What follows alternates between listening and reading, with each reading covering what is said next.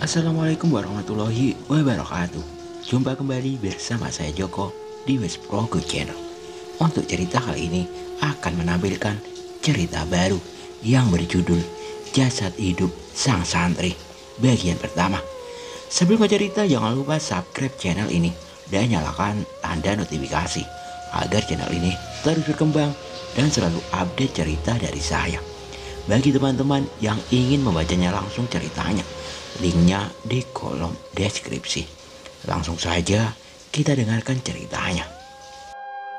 Part pertama, langkah di tengah malam. Pesantren Langari Jiwo 1989. Kita sudah madrasah sanawiyah. Udah gak zamannya lagi kita takut sama kakak kelas. Pokoknya kita jangan mau kalah. Rizal berdiri menatap temannya Ahmad dan Faris yang tidak begitu jauh berada di dekatnya. Baru 1 minggu mereka mulai pendidikan di pesantren dan cukup banyak kakak kelas yang menunjukkan sikap tegasnya pada mereka. Tidak ingin bernasib seperti awal-awal mereka di madrasah ibtidah. Mereka pun mengambil sikap untuk menghadapi senioritas yang terkenal di pesantren ini. Benar Jal, jangan mau ditindas. Kita lulus Mi dengan gagah, jangan mau dipeluncur lagi. Iya enggak Faris? Balas Ahmad. Faris? Rizal memanggil Faris yang tidak menyaut ucapannya. Iya, enggak dengerin aku. Sarungku copot. Terus saut Faris yang masih repot dengan sarungnya sendiri. Yalah Faris, makanya pakai sarung yang bagusan. Cap gajah bengkak biar gak melorot terus, ledek Rizal. Gajah bengkak kepalamu. Ini teh sarung warisan buyutku, jangan main-main kau, balas Faris kesal. Mendengar suara kasak kusuk mereka dari salah satu lorong kelas, tiba-tiba seseorang mendekat ke arah mereka untuk memeriksa. Astagfirullahaladzim, ngapain kalian masih di sini? Tegur Rizo, kakak kelas anggota himpunan santri yang sedang mendapat tugas keliling. Kang Ridho, kami habis sholat asar. Rizal berusaha mencari alasan. Terus kok masih di sini? Kalian boleh ngaji? Tanya Ridho lagi. Sontak mereka pun menatap jam yang terpasang di dinding bangunan. Mereka sudah terlambat setengah jam dari waktu yang ditentukan. Maaf Kang, kilap Kang, teriak Faris segera menarik tangan Ahmad untuk menyusul teman-temannya mengaji. Jangan sering-sering keliling pesantren ini. Kalian gak tahu kan ada makhluk apa di ruangan dekat kalian ngobrol tadi, ucap Ridho dengan memasang wajah misterius kepada Rizal. Emangnya ada apa Kang Ridho? Tanya Rizal. Rizal menatap sebentar pintu gudang tua yang jarang dibuka sebelahnya.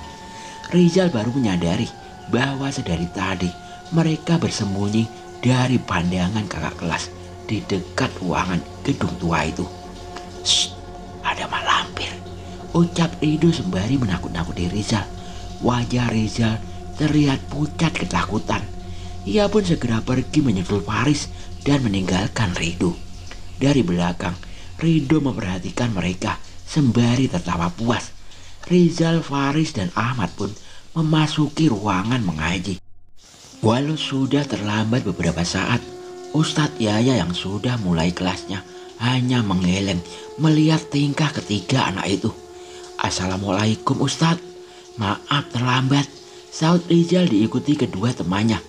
Tidak mau kedatangan mereka mengganggu santri lainnya, Ustadz Yaya menyuruh ketiga anak itu untuk segera mengambil tempat untuk menyusul yang lain. Katanya jangan takut sama kakak kelas. Disamperin Kang Ridho langsung kabur, ledek Rizal. Lah kita kan yang salah, wajar kalau takut, balas Ahmad mencari alasan. Belum sempat Faris menimpali perkataan mereka, sebatang kapur melayang tepat ke kepala Ahmad yang membuat mereka terdiam. Suara azan maghrib berkumandang memanggil santri-santri berkumpul untuk sholat berjamaah. Seperti biasa, Rizal menunggu kedua temannya untuk mengisi kesibukan sebelum waktu makan malam. Barang begituan nggak pantas buat kamu. Jangan Kang, ini dibawain sama ibu. Nggak boleh dikasih siapa-siapa. Terdengar beberapa perbincangan orang dari salah satu sudut lorong dekat Rizal berada.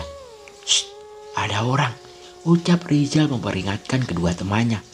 Mereka pun berjalan dengan hati-hati dan mengintip ke arah asal suara itu. Ada 3 orang kakak kelas yang sedang mengerubuni salah seorang santri. "Itu Fadil kan?" "Yang 3 orang itu Kang Sodar sama teman-temannya," bisik Faris. "Iya, mau dikerjain kayaknya," balas Ahmad. Rizal memperhatikan kejadian di hadapannya. Ketiga kakak kelas itu memegang sebuah kalung bertali hitam dan sebuah buku yang cukup tua. Sepertinya ia merebut itu dari Fadil. "Sekarang saya tanya, ngapain kamu bawa barang-barang beginian? Mau ngilmu kamu? Biar apa?" ucap Sodar. "Biasa Dar, dibawain begituan biar bisa ngelawan seniornya. Udah, sita aja," tambah teman Sodar yang mendorong Fadil menjauh. Jangan Kang, jangan." Fadil mencoba merebut barang itu. Namun tiba-tiba sebuah pukulan mendarat di perutnya. Fadil pun jatuh terduduk menahan rasa sakitnya yang dibalas tawa oleh ketiga kakak kelas itu. Merasa keadaan sudah tidak kondusif, Rizal pun merasa harus berbuat sesuatu. "Assalamualaikum Ustadz Yaya," teriak Rizal tiba-tiba. Faris dan Ahmad merasa bingung mencari keberadaan Ustadz Yaya yang tidak ada di sana. Tapi saat itu Rizal segera menyikut Ahmad dan Faiz mencoba memberi isyarat pada mereka. Assalamualaikum Ustadz Yaya," teriak Faris dan Ahmad menyusul ucapan Rizal. Mendengar ucapan teriakan mereka bertiga, sontak Sodar dan teman-temannya panik dan pergi meninggalkan Fadil. Mengetahui keadaan telah aman, Rizal pun mengintip kembali dan menemukan Fadil tengah sendirian menahan sakitnya. "Kita ke sana Jal," tanya Faris. Jangan. Ntar kalau ketahuan kita bisa diincar juga sama Kang Sodar dan teman-temannya, balas Rizal. Ia pun memerintahkan kedua temannya untuk pergi meninggalkan Fadil. "Ya paling enggak Kang Sodar teh udah pergi," ucap Ahmad. Rizal dan Ahmad mengangguk. Satu sisi mereka merasa tenang, tapi di sisi lain ia penasaran dengan benda apa yang direbut Sodar dari Fadil. Namun dibanding dengan permasalahan Fadil, Rizal lebih tertarik dengan gudang tua yang digadang-gadang Ridho sebagai tempat angker. Rasa tidak ingin disepelekan oleh senior-seniornya membuat mereka ingin membuktikan sendiri bahwa tidak ada yang menyeramkan di gudang tua itu. "Bukan mak lampir, katanya teh sebelum tempat ini jadi pesantren ada nenek-nenek yang enggak dirawat sama anggota keluarganya. Dia kabur dari rumah dan ngumpet di gudang itu. Pas ditemuin ternyata nenek itu sudah jadi mayat. Itu teh versi Kang Imam pas nakut-nakutin aku," cerita Faiz. "Versi Kang Ujang beda lagi. Katanya kalau malam Jumat dari bangunan itu bakal ada suara nenek-nenek yang minta tolong. Terus kalau dibuka katanya nanti kita ditarik ke dalam," cerita Ahmad. "Memangnya kalau kita ditarik ke dalam kenapa Mat?" Rizal penasaran. "Katanya nanti kita diisep ubun-ubunnya," balas Ahmad. Mendengar ucapan itu, sontak Faris dan Rizal menarik sarungnya dan melemparnya ke arah Ahmad. "Buset, masih percaya aja kamu ada setan yang ngisep ubun-ubun," ucap Faiz. "Iya, kayak bocah aja," tambah Rizal. Ahmad pun memungut sarung-sarung itu dan melempar balik ke arah mereka berdua. "Lah aing teh cuma cerita, emang begitu yang diceritain Kang Ujang," balas Ahmad tidak terima. Merasa tidak mau diledek kedua temannya, Ahmad pun merasa tertantang. "Ya udah, lanjutin rencana kita. Kita buktiin kalau omongan akang-akang itu nggak ada yang bener," ucap Ahmad.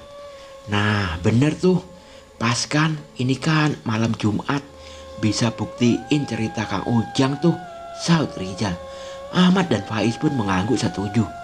Mereka mengatur rencana untuk keluar mendatangi gudang tua itu saat tengah malam. Ada 10 santri yang tidur sekamar dengan Rizal dan kedua temannya. Mereka tidur di kasur-kasur busa yang harus mereka tumpuk kembali ketika terbangun esok pagi. Beberapa anggota histan atau himpunan santri bertugas berkeliling untuk mengingatkan semua santri untuk tidur pada jam yang telah ditentukan dan memastikan tidak ada yang keluar dari kamar di atas jam 9 malam. Jangan ketiduran, bisik Rizal. Shh, jangan berisik. Kang Iman masih di depan, peringat Ahmad sambil menyikut Rizal. Mereka pun berpura-pura memejamkan matanya dan menunggu hingga keadaan benar-benar aman. Beberapa santri lain juga terlihat kasak kusuk saat tidak ada lagi yang berjaga di depan kamar. Namun setelahnya mereka segera tertidur, tidak seperti Rizal dan kawan-kawannya. Kedua jarum jam bertemu menunjukkan tepat di angka 12. Tengah malam telah terlewati.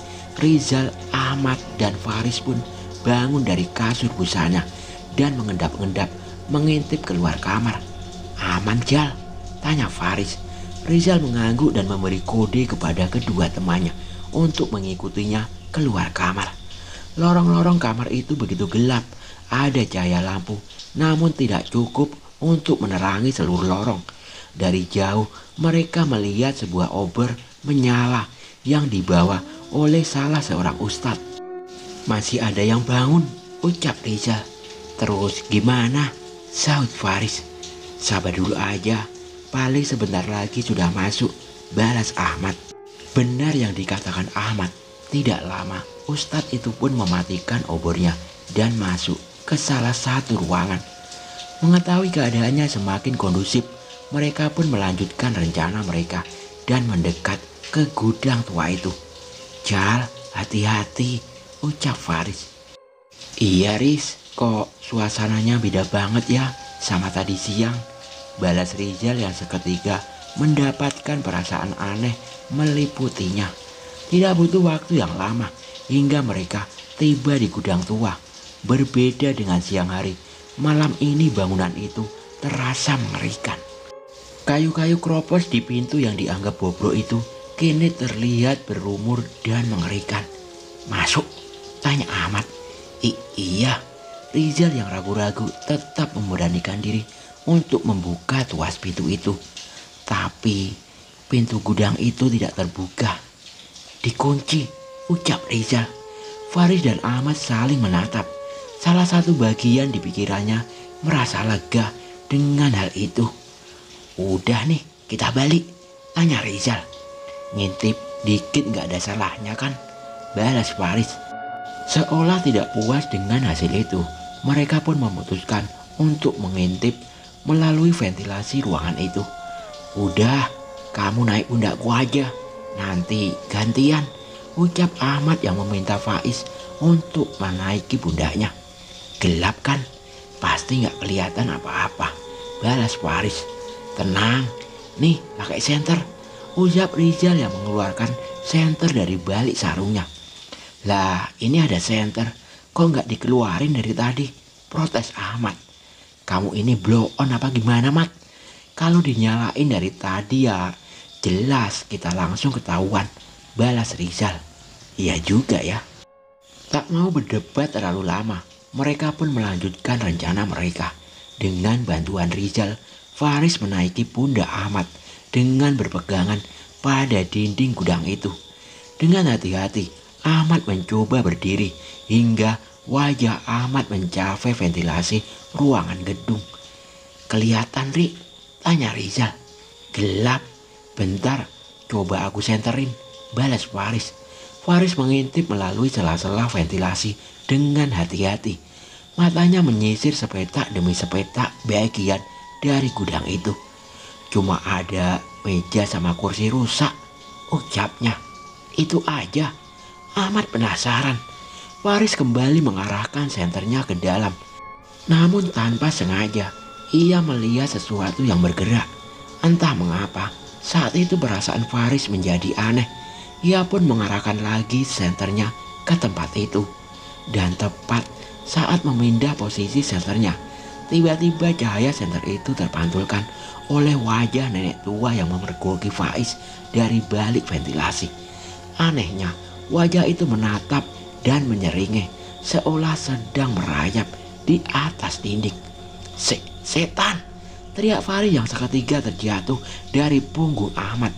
Beruntung Rizal mampu menahan tubuh Faris sehingga tidak terjadi cedera. Cabut, ada yang gak beres di ruangan itu, teriak Faris.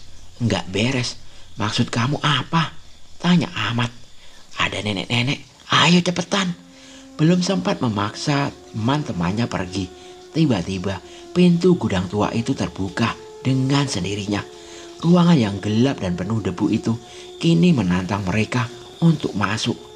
Kebuka, Zal. Gimana? Tanya Ahmad. Udah, kalian jangan gila. Aku lihat sendiri ada nenek-nenek seram dari ventilasi.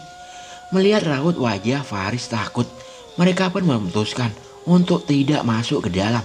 Tapi saat berbalik untuk kembali ke kamar, mereka melihat seorang nenek pincang membawa tongkat menatap mereka dari lapangan tempat di seberang gudang itu.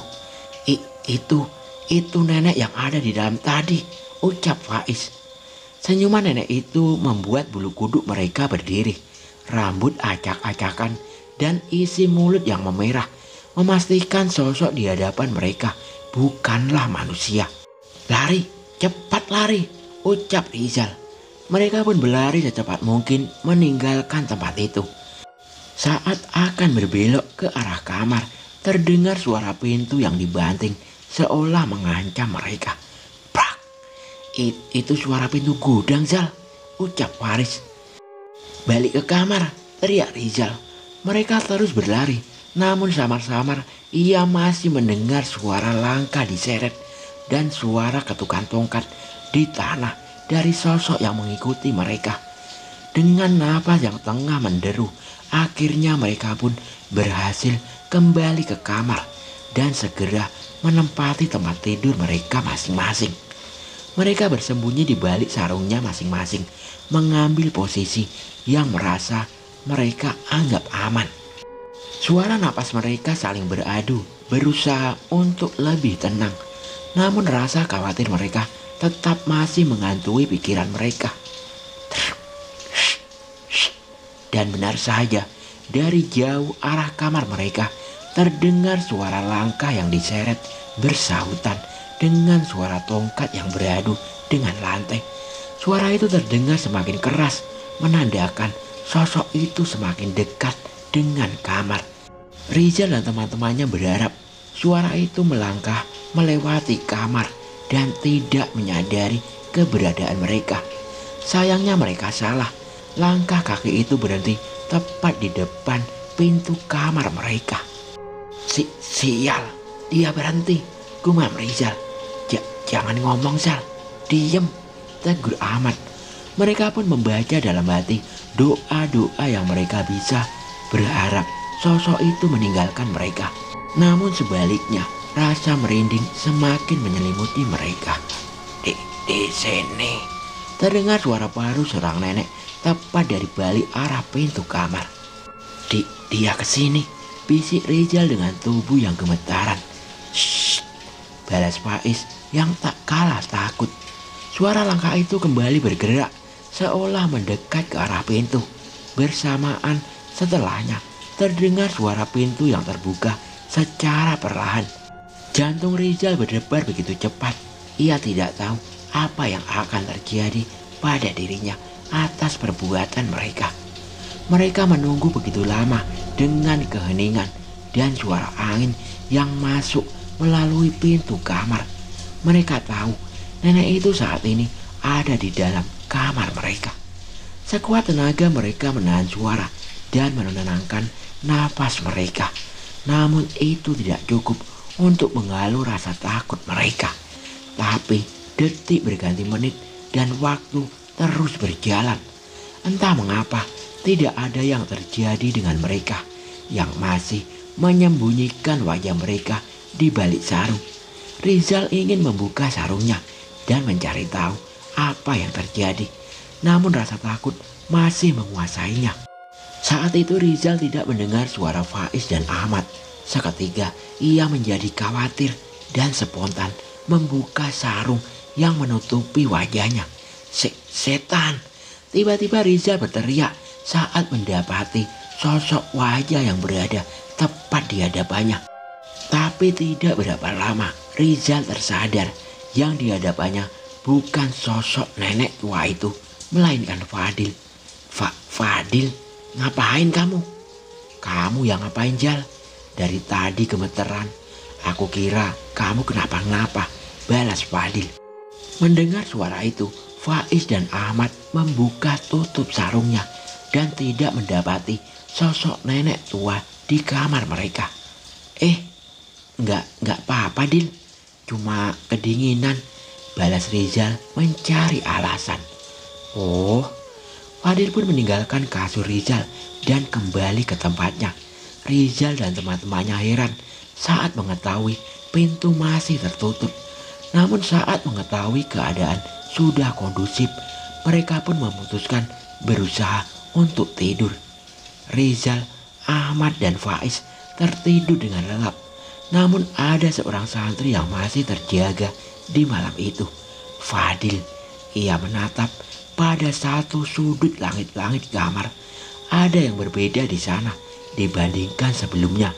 Sudut yang gelap itu benar-benar menarik perhatian Fadil. Di langit-langit yang sudah lapu itu merayap sosok nenek tua yang memainkan tongkatnya sembari tertawa. Ia terlihat begitu senang, seolah merayakan tempat yang akan menjadi kediaman barunya. Menjelang subuh, suara ayam berkokok tidak cukup untuk membangunkan Rizal dan kedua temannya. Beberapa santri sekamar sampai harus membangunkan mereka untuk mengejar sholat subuh. Zal, lihat tuh, panggil Ahmad sembari mengarahkan kepalanya ke arah ruangan gudang tua. Rizal dan Faiz menatap ke pintu tua bangunan itu dan pintu itu sudah tertutup. Merasa penasaran, Rizal pun berpura-pura melewati depan pintu itu dan mencobanya membukanya, namun gagal. Kekunci, tanya Faiz. Rizal mengangguk. Mereka cukup tenang dan segera menyusul santri yang lain untuk melaksanakan sholat subuh.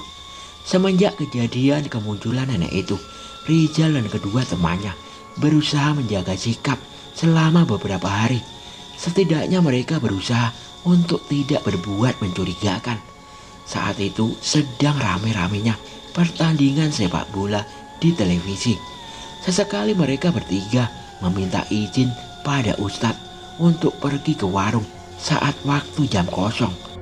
Saat itulah mereka menyempatkan waktu menonton pertandingan sepak bola di warung saat menjelang akhir babak. Itu Kang Sodar kan? Ucap Ahmad yang tersadar dengan keberadaan Sodar yang melintasi desa. Spontan mereka pun bersembunyi di dalam warung sambil mengintip memastikan Sodar menjauh dari mereka. Kok bukan ke arah pondok? Itu arah hutan kan? Tanya Rizal. Iya, ngapain Kang Sodar ke hutan? Emang pondok butuh sesuatu dari sana? Tambah Faiz. Awalnya rasa penasaran mereka merayu mereka untuk mengikuti Sodar. Namun sebelum itu terjadi, tiba-tiba terdengar suara keramaian dari arah pasar. Pasar itu wilayahku. Mau cari masalah? Nggak ada yang namanya wilayah. Saya mau narik untung dari sini. Itu urusan saya. Terlihat beberapa orang saling meluapkan emosi di pasar. Saya tahu, Mamat, si kunter preman sang pasar, sudah lama ada di sini. Tapi bukan berarti kamu bisa menguasai semuanya, Sen. Pak! Belum sempat menyelesaikan ucapannya, tiba-tiba sebuah tinju sudah melayang ke arah salah satu dari mereka.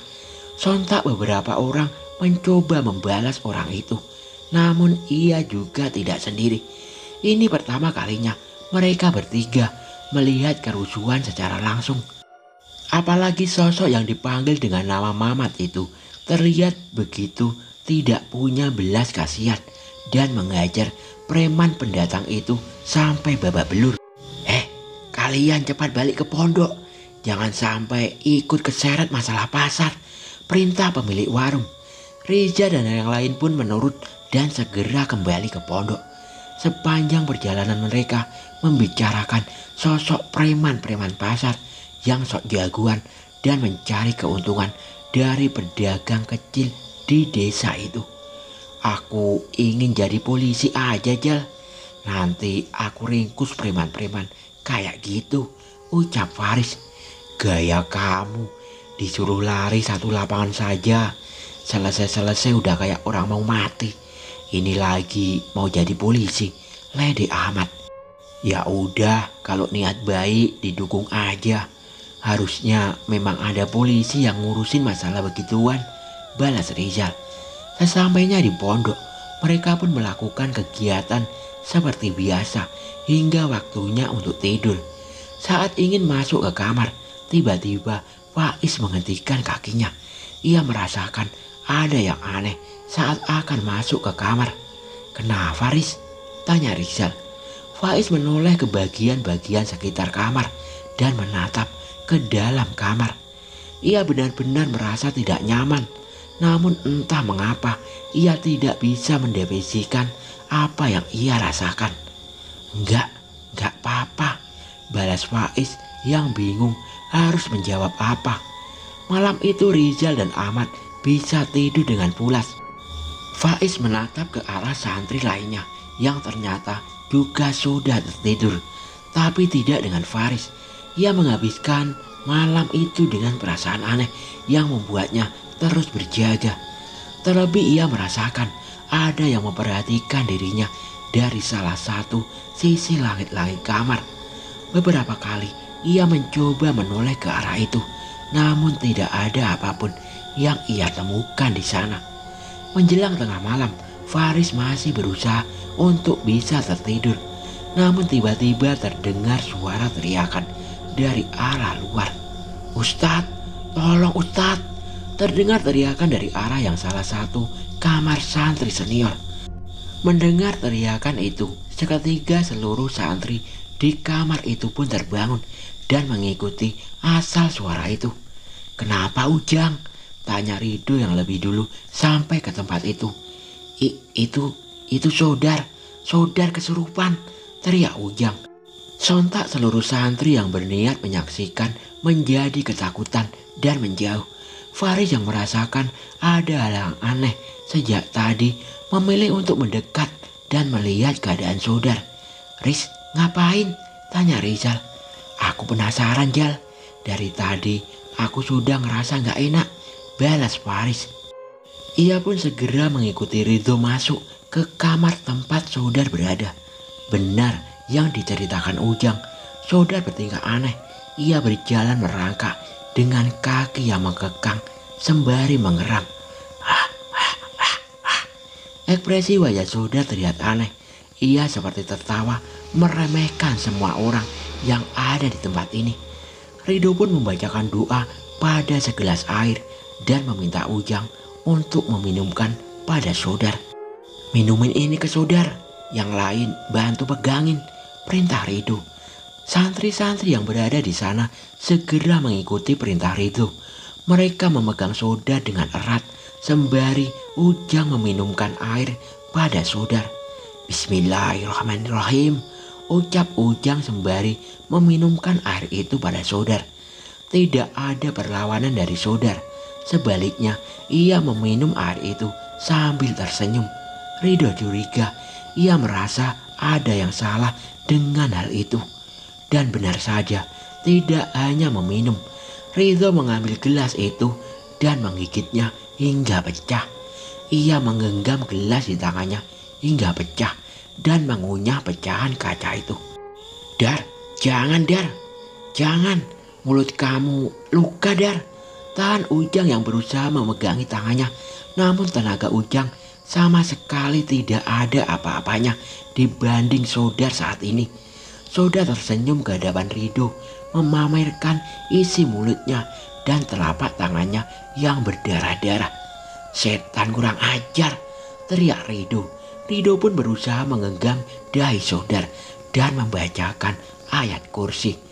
Namun sebelum ia mulai, tiba-tiba Sodar memberontak dan merangkak dengan cepat, menerobos para santri yang ada di ruangan itu dan pergi keluar. Tepat ketika Sodar meninggalkan ruangan, hujan mulai turun perlahan. Rido dan beberapa santri mengejar Sodar yang melesat dengan cepat, seolah sudah mengincar suatu tempat. "Gimana? Ikut kejar nggak?" tanya Rizal pada Faiz. "Ikut aja, takutnya ada hubungannya sama kita kemarin-kemarin," balas Faris. "Aku nyoba cari ustadz yang masih ada di sini deh," ucap Ahmad. Mereka pun memutuskan untuk berpencar, untuk mengawasi dan mencoba meminta bantuan. "Emang Kang Rido bisa ruqyah, Riz?" tanya Rizal. "Katanya di antara santri senior dia yang paling bisa ngurkiyah. Tapi kalau kayak begini nggak tahu deh. Biar gimana pun hitungannya Kang Rido masih banyak belajar," balas Faris. Secepat mungkin mereka berdua mengikuti kerumunan yang mengejar Sodar. Tapi saat sampai, santri-santri terlihat kebingungan. Ia tidak menemukan sosok Sodar di antara mereka. "Sodar!" teriak Ujang. "Kang Sodar!" Seketika suasana pesantren yang sebelumnya tenang menjadi ramai dengan suara santri yang memanggil-manggil Sodar. Di tengah hujan, obor tidak ada yang bisa menyala. Hanya beberapa senter kecil yang menjadi perbekalan mereka mencari Sodar. Rizal dan Faiz ikut membantu mengelilingi bangunan, masjid hingga mencari ke sekitar gudang tua. Tapi tidak ada petunjuk keberadaan Sodar di sana. "Apa mungkin?" Faris menggumam. "Mungkin Faris?" Rizal penasaran dengan reaksi Faris. "Enggak, kayaknya enggak," balas Faris. Rizal bingung dengan apa yang dipikirkan oleh Faris. Ia merasa kalau Faris mempunyai petunjuk. "Omong aja, Riz, siapa tahu masuk akal," ucap Rizal sembari masih memperhatikan sudut-sudut pepohonan di sekitar pondok. "Kita sempat lihat Kang Sodar mau masuk hutan kan?" ucap Faris. Sontak Rizal menghentikan langkahnya. Ia menoleh pada Faris seolah setuju dengan perkataan Faris. "Maksudmu Kang Sodar lari ke hutan?" tanya Rizal. Faris mengangguk. Rizal berpikir sebentar. Ia merasa harus memberitahu dugaan mereka pada kakak kelas atau Ustadz bila sudah datang. Tapi bagaimana bila dugaannya itu salah? Belum sempat memutuskan, tiba-tiba Rizal mendengar suara dari salah satu arah yang tidak begitu jauh dari madrasah. Rizal pun menoleh dan menemukan pergerakan yang mencurigakan dari sana. "Siapa di sana?" teriak Rizal. Tidak ada satupun yang menjawab. "Jal, bukannya di situ dekat kandang ayam?" tanya Faris. "Iya Riz, coba ke sana," balas Rizal. Mereka pun melindungi kepala mereka dari hujan dengan sarung dan menerobos ke tempat di mana suara itu berasal. Sekitar beberapa puluh meter dari madrasah tempat mereka belajar, terdapat kandang ayam yang cukup besar. Beberapa santri juga dijadwalkan memberi makan dan membersihkan kandang ayam di sana sebagai pembelajaran untuk berternak. "Benar Jal, ada orang di situ," ucap Faiz. Rizal sudah merasakan perasaan yang tidak tenang. Bagaimana tidak, di tengah rintikan hujan, ada seseorang yang berada di depan kandang ayam tanpa mempedulikan di sekitarnya. Dan firasat Rizal benar, Sodar. Dia meringkuk di hadapan kandang ayam dengan tangan kiri menggenggam kepala ayam dan tangan kanan menggenggam kakinya. Mulutnya penuh dengan darah yang ia dapatkan dengan memakan ayam itu hidup-hidup.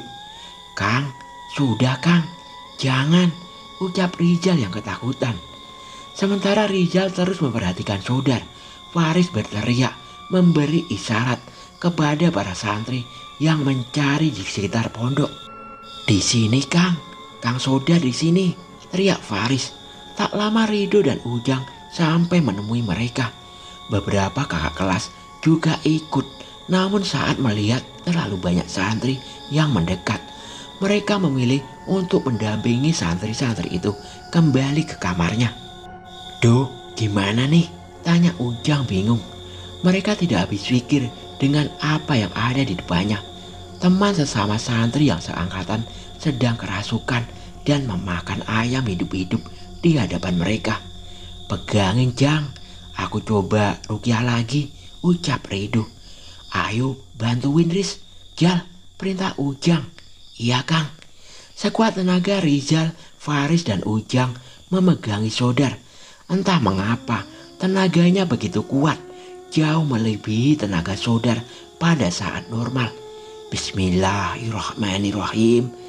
Ridho menarik napas panjang, memegangi dahi Sodar dan mulai membaca doa. "Allah la ilaha illa wal hayyul qayyum la ta'budu ma sinatu wala naum." Mendengar bacaan doa itu bukannya ketakutan, Sodar malah tersenyum, memamerkan mulutnya yang penuh dengan darah. "Lahumma fis samawati wa ma fil ar man dzalladzi yasfa'u indahu illa bi'izni." Ridho melanjutkan doanya, namun tiba-tiba terdengar suara dari mulut Sodar. "Lahumma fis sama wa ma fil ar man dzalladzi yasfa'u indahu illa bi'izni." Sosok tubuh Sodar mengulang setiap doa yang dibacakan Ridho sambil tertawa. Ia seolah meremehkan doa-doa yang dibacakan oleh Ridho. Dia bisa ngulangin ayat kursi. Rizal kebingungan melihat fenomena itu. Ridho pun panik. Setiap kalimat doa yang ia ucapkan diulangi oleh Sodar sembari tertawa. Kini tubuh Ridho gemetar. "Kak, kalau doa ini tidak berguna untuk mengusir setan ini, kita harus bagaimana?" tanya Faris yang panik. "Wala yaquduhu bisuma wa huwa alayul azim."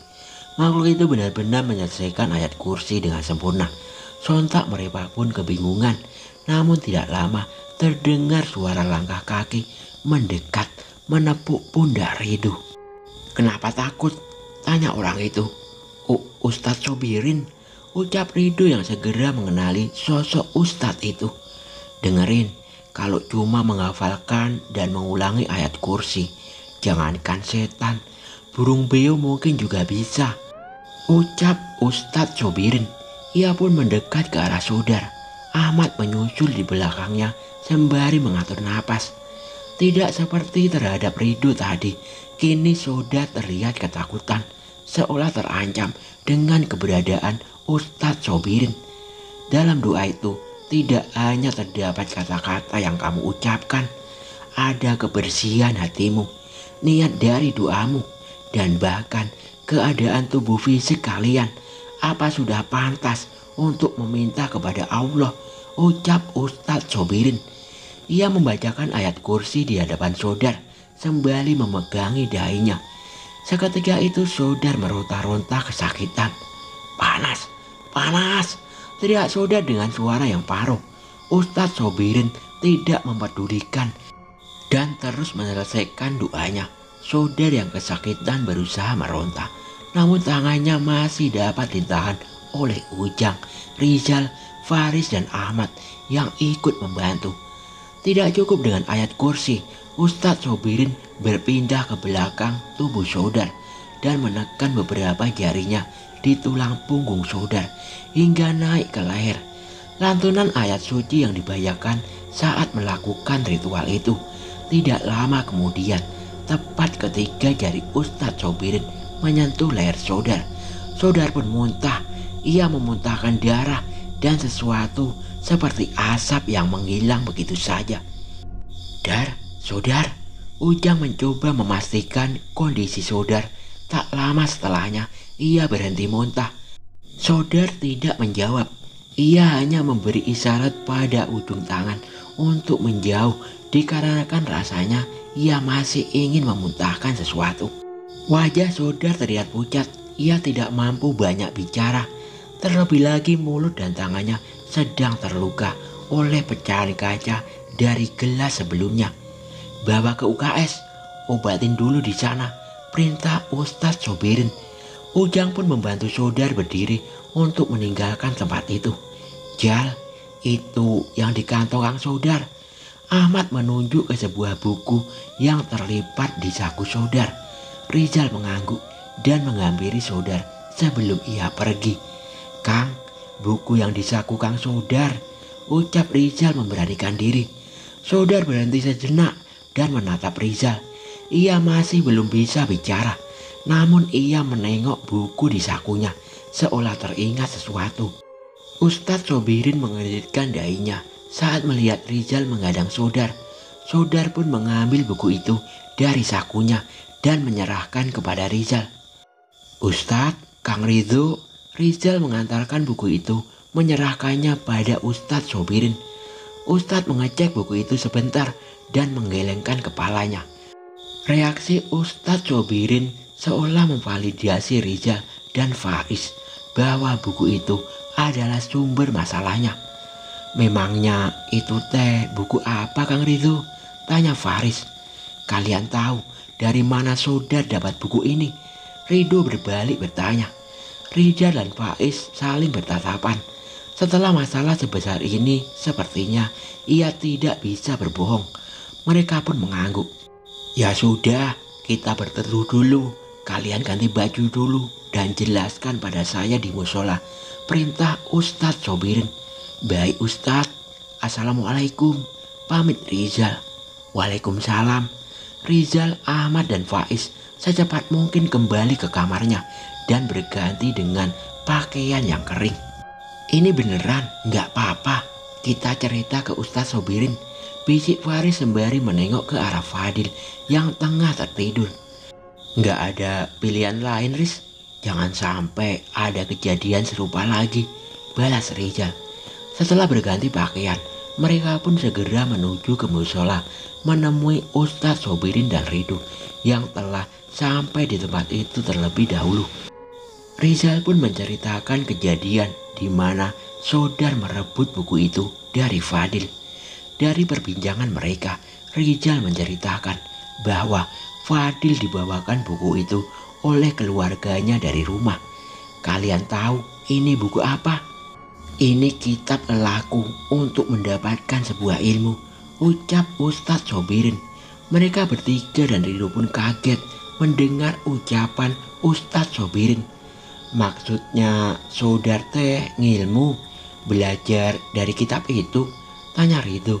Ustadz Sobirin menghela napas. Entah, mungkin saja. Kita tidak tahu ilmu apa yang dipelajari sama Sodar.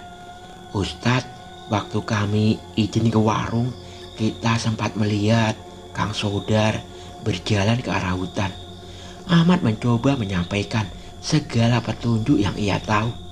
Kami sebenarnya penasaran, pengen coba ngikutin, tapi takut terlambat kembali ke pondok, tambah Rizal. Ustadz Sobirin pun menatap kitab itu dan membaca istighfar beberapa kali. Astagfirullahaladzim, astagfirullahaladzim, astagfirullahaladzim. Ia pun membungkus kitab itu dengan sebuah kain dan menyimpannya. Ilmu tanpa guru itu berbahaya, terlepas apapun jenis ilmu itu. Jelas Ustadz Sobirin. Mereka berempat mengangguk mengerti dengan maksud Ustadz Sobirin. Ridho, kamu awasi Sodar dan cari tahu tentang hal ini dari para santri ya. Saya takut masalah ini belum selesai sepenuhnya, ucap Ustadz Sobirin. Baik Ustadz, kalian sekarang istirahat. Kalau ada petunjuk atau hal aneh bisa beritahu Ustadz atau Kang Ridho. Tidak usah takut, jangan takut dihukum kalau bisa menyelamatkan seseorang dari celaka, perintah Ustadz Sobirin. Rizal, Faiz dan Ahmad saling menatap dan tersadar dengan ucapan Ustadz Sobirin. Baik Ustadz, kami izin pamit dulu. Selamat malam. Assalamualaikum. Mereka pun bertiga saling berpamitan dan kembali ke kamar mereka. Waalaikumsalam. Perlahan hujan di malam itu mulai berhenti. Mereka bertiga tidak menyangka dengan kejadian yang mereka alami akhir-akhir ini. Rasa lelah mereka pun menuntun mereka untuk segera berbaring di kamar. Sebenarnya aku masih ngerasa ada sesuatu yang mengganjal, Mat, ucap Rizal. Faris dan Ahmad berhenti sejenak sebelum masuk ke kamar. Ada apa, Jal? Tanya Ahmad. Kalung bertali hitam, kalau nggak salah Sodar juga mengambil kalung hitam dari Fadil, ucap Rizal. Oke, sampai di sini dulu cerita dari saya. Nantikan kelanjutannya. Wassalamualaikum warahmatullahi wabarakatuh.